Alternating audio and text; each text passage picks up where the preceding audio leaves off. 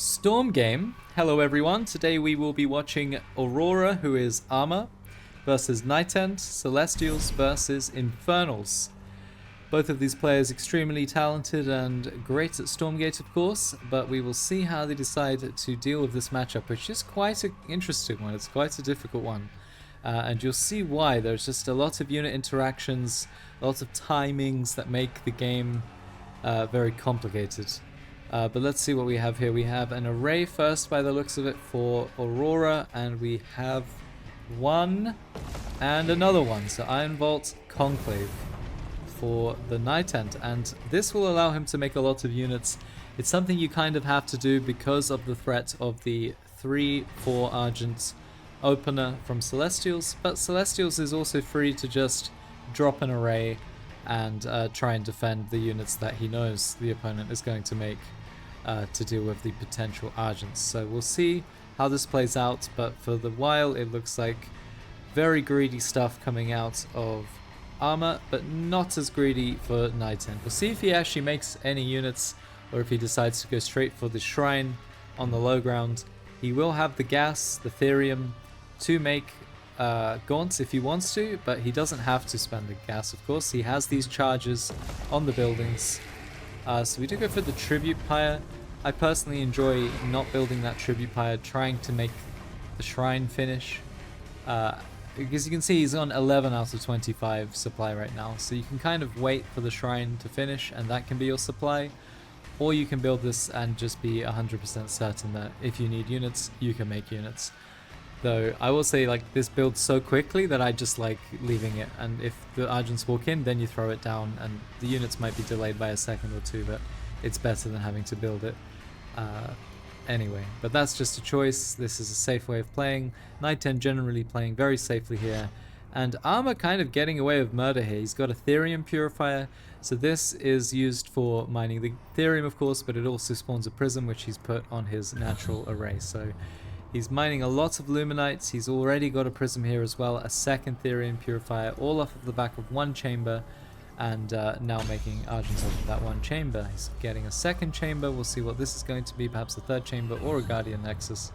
Since he already has Therium coming in, he can get the Kree upgrade and some Kree, or the Argent upgrade, and just more Argents, but usually you see Kree because Celestials just want something that they can pour their Therium into.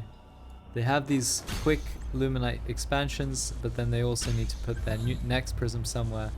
So we'll see what Arma decides to do, but I imagine it's a lot of Kree. And these two imps are going out somewhere for Nightend. Another Iron Bolt and another Iron Bolt. So 4 structures off of 2 bases.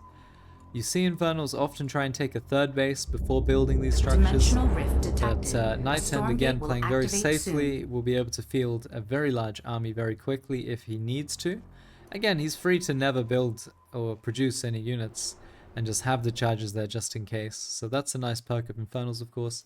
Lots of Surge being thrown down onto the chambers, just 2 chambers pumping out Argents, able to field quite a few, but the units here are much better in the early game for Infernals. So although there's a lot of Argents here, it doesn't matter as much, and you'll see Arma probably not wanting to engage this fully, coming in and trying to kind of kite back and do some damage, but he's losing units. Even like this, he's using, like, the trade isn't going his way at all, so decides to back off by the looks of it and give up the Stormgate. You can see the progress here is all in the blue player, which is Nightend, of course. And what do we have? We have a he's thinking. We have a Power Stone, so that can make one unit much better, doubling its health, giving it attack speed. He just used it there on the Brute. There he is, the Super Brute. He's got a cool glow around him, and you see he's got 400 health almost, as opposed to the 200 health regular Brute. And he'll have more attack speed as well, so 0.8 instead of 1.2. So that's just a nice thing. It's not the biggest deal, but it will obviously help, just having this extra tanky unit. That will heal in the Wellspring on the Shroud. Infernals do have 2 different ways of healing in this situation. Third base coming down for Nightend, and a third base also going down for Arma. So pretty even in terms of base progression here. but a lot more Therium mining for the Celestial player. Nightend just now kind of getting to saturating one Therium. We already have 2 prisms on each Therium for Arma, so very greedy and getting away with it by the looks of it. Since these units are not posturing aggressively, they're not trying to push into the 3rd base or anything, and it's in fact Arma who is coming in. Nightend's units are a little bit out of position, I would say. The Gaunts immediately getting surrounded by the Kree, and we'll see how this fight goes. A lot of Gaunts went down, but now the Kree are starting to drop like flies. When they die, they explode and do damage, so Nightend trying to avoid that, of course.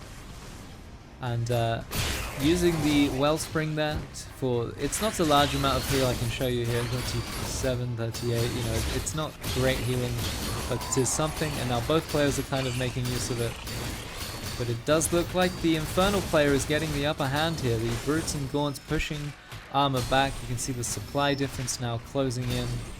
And Nightend able to take a great trade there. It doesn't look like that was a particularly successful engagement and trade from Arma, even though the initial engagement surrounding the Gaunts like that did look very good. Power bank going down, and Nightend doesn't want to push any further than that. He doesn't want to get into Sovereign's range. He doesn't want to get surrounded or even walled in. He's playing it safe, but potentially he could have pushed in even further and got some more damage done there. Kree being very ballsy and just running across the map straight into the 3rd base. Oh no, this one gremlin causing the aggro of the Kree to go on that instead of the imps. The imps getting out and now coming back in. Yeah, Kree run by getting shut down quite well there from Nightend. Doesn't lose a single imp. Did lose a Shroud Stone, I think, but immediately rebuilds it. A Stormgate has Nightend, appeared. of course, known for his love of static defense, and this game appears to be no different. We have Seraphim coming out for Arma, so that's now Argent into Kree into Seraphim, which is nice because you have the Legion Halls. You can go into Animancers, which are always great, or even better, Archangels. Another huge Kree run by coming in. There is a tower here as well. Gets on top of a lot of these imps. The imps are being pulled again, but they do have to be careful and mindful of where the Kree are dying, because once again they do pose a threat in their death, even in death. We have some Brutes attacking the Stormgate, as some Seraphim are also attacking the Stormgate, kind of a gentleman's agreement here, not to attack each other, just hit the Stormgate. Meanwhile the Kree are still here, still causing trouble, the Shroud Stone even going down there.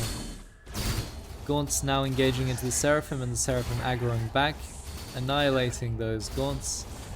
And you can see the progress of the Stormgate is only slightly in favor of the Seraphim. The Seraphim ignoring the Brutes entirely and going for the Stormgate, but the Brutes themselves have very good damage for their cost. And of course there's a lot more of them here, so yeah, not really any movement here on the Stormgate, able to kind of negate each other's damage, and very awkward that neither of them are attacking each other, especially since the Brutes can't shoot up. The Kree now joining in, and the Seraphim also starting to shoot the Brutes. Pulls the Kree out while the Seraphim keep shooting the Brutes. Brutes of course can't shoot up, so if it's just the Seraphim there, they're not going to get anything done, they need to run home. Small supply lead in favor of Arma, but it is a bit misleading since Celestial supply just isn't as strong as the supply from Vanguard and Infernal, of course, here. So Power helping clear out these Kree again. You can see Arma being very aggressive with the Kree run-bys and getting some good damage. Sometimes it doesn't seem like he gets anything done, and other times he was here for a really long time, for example. Especially when the Stormgate is active, I guess you run the Kree in and force your opponent to make a difficult decision. A lot of prisms here, 5 prisms mining this Therium.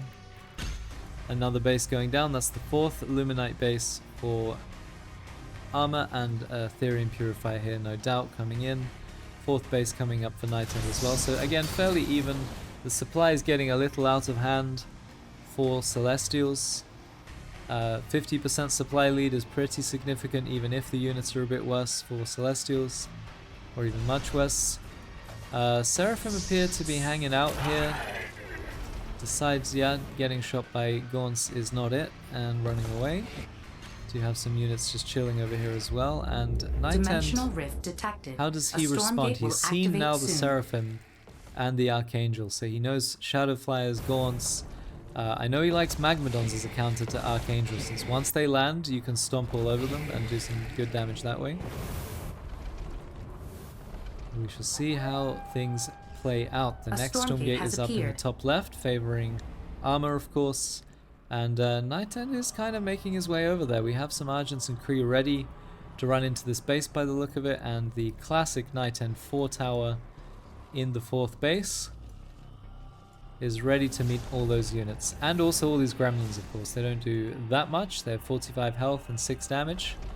But they do something, and they do most importantly draw aggro to them so that the imps are not shot in their place.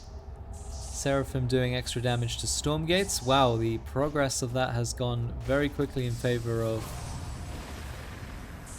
Arma, and we'll see what we get here. It is a tier 3 now Stormgate, so we shall get 2 Power Stones. And what will we put those Power Stones on? Probably an Archangel. There's 1. And there's 2, so very tanky 2000 health Archangel. That's before the Avatar is used, so you'll get even more once it uses Avatar. And, you know, 2000 health on a unit that usually has 650 is very significant. Units did run in here, but they were met by the towers and the gremlins. We did kill 3 towers, so that's something. That was quite a lot of supply that we just lost there for the Celestials. And Nightend, emboldened by his victory over those Argents and Kree, is now pushing in. Goes to the Therian Purifier, splits up a few units to go for this array as well. Sees a bunch of Archangels and Seraphim come his way. Says, no thank you, I'm going home. But the Archangels, this is quite funny. The Archangel just flying over and past the army, and they'll crash down. There we are. They crash down in front of the Magmadons, trapping 3 of them. And obviously the crash down does some damage and also leads to this blazing trail on the ground, which does further damage over time as long as you're stood in it. So able to get 3 Magmadons at least there by my count, and also some other units pretty much for free. So didn't really get much done with that counter push from Nightend. Didn't quite get the Therian Purifier, but we did see the composition of the opponent's army, which is Archangels and Kree, and you can see in the production tab that's what we're getting more of. Shadow Flyers are out now, a pack of them there. This can be a game-changing interaction once they hit the ball of Seraphim and Archangels, because they do area of effect damage, and also because they apply an armor debuff. A very, very strong stacking armor debuff to all of the units. So the AoE net trade can be very, very one-sided. Obviously the Shadow Flyers will die when they hit something, but it's usually worth it. If they hit something, it's usually very good for the Infernals. Arma not going into Dark Prophecy or anything, just getting more Kree, more Archangels, crashing down here, gets the towers, Seraphim and Kree behind it. Ooh. Shadow Flyers immediately decimating all of the Seraphim there, and the brutes killing up all of our Kree as well. Archangels decide to go home, but you can see that the supply is not looking very great for Nightend. He does have a good economy, does have his bases up, 6 towers over here at his 5th base, and not quite a shrine here to get this gas, get the Therium, which is an interesting decision, of course. 1 Archangel here meets the army, does land quite well, kills a bunch of Gaunts, damages some brutes, even more crash downs, and this was very one-sided in favor of the Archangels, of course. A very scary thing to deal with as Infernals. You don't have this big pack of Shadow Flyers. You can't really touch this. It just has... Each individual Archangel has too much health, so even if you get it low, it'll lift up, return to the Arc Fortress, which will heal it up over time, and you haven't really achieved all that much.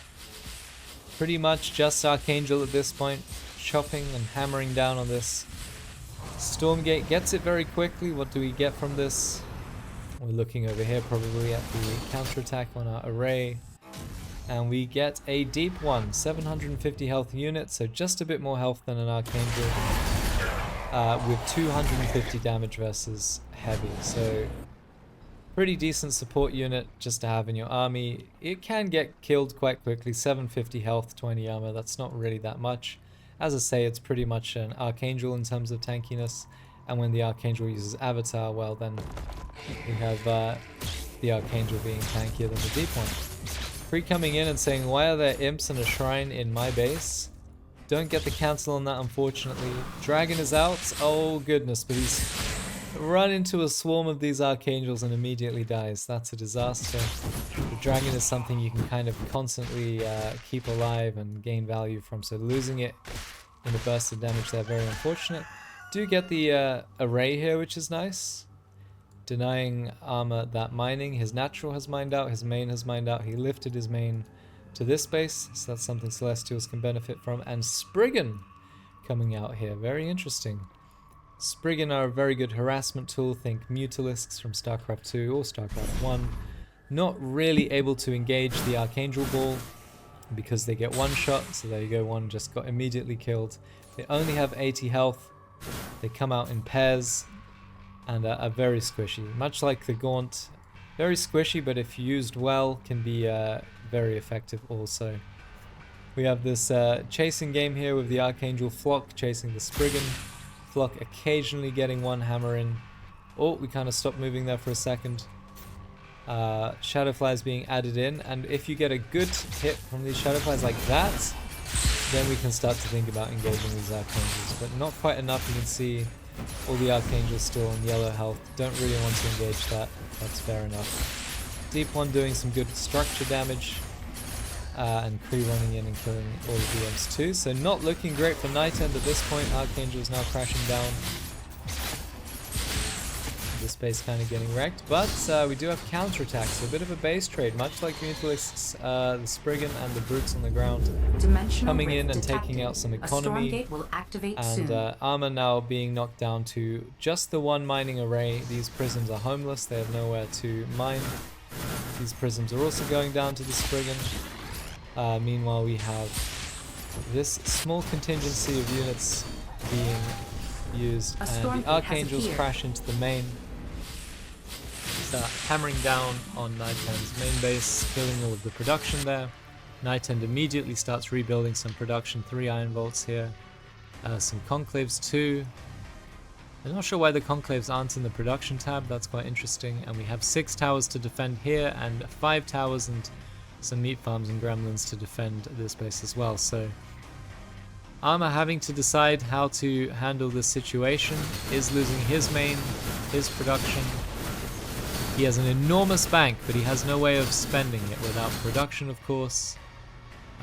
Is gravitating towards the next Stormgate. Of course, this could be a very nice free unit or a copying relic, so we can get even more Archangels.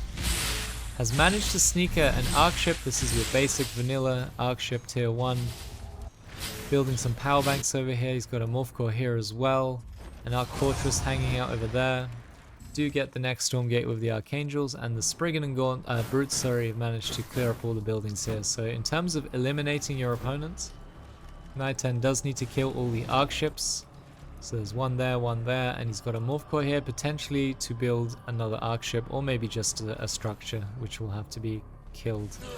It's not like StarCraft 2 where your bases and buildings are revealed after a certain time of losing the town halls.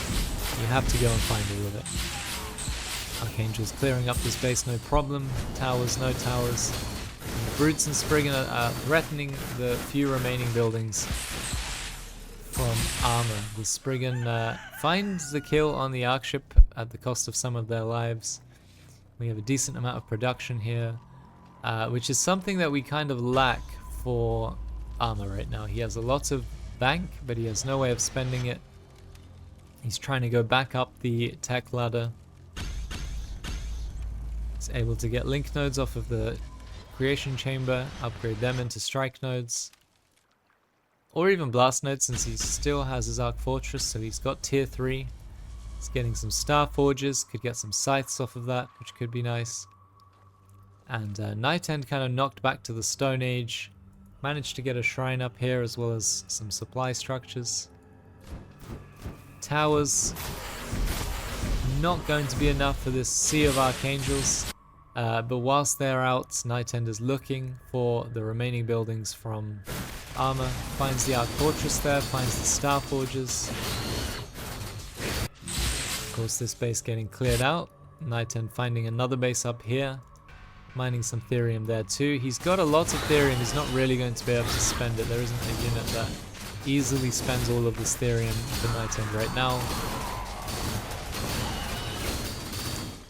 And he's kind of hoping for the elimination here. There is another Arc ship, so Arma's playing this very cleverly. He knows the only way I'm going to lose this isn't by the main fight, it's by elimination. Getting his Arc ship up here. He's found this base, he would have found this base too, and Nightend GG's out after a long 21-minute game, basically ending up as a Mutalisk base trade type of situation, but the bulk army of Arma just able to anchor him in this game. I say anchor him when he lost his main natural 3rd, 4th and 5th base, but anchor him in terms of not worrying about the main fight. There isn't much that Nightend could have done to kill all these Archangels after a certain point. There is a point where you make Shadow Flyers, you crash them into the Archangels and you just delete them, but we never really kind of got there because of the early and mid-game interactions that led to Arma having a supply lead. But good effort from Nightend trying to make a game out of this despite the bank difference, but despite the weakness in his army. Yeah, pretty decent effort. Well played to both players. GG's. That's all for me. Like and subscribe and the rest of it, and I'll see you next time.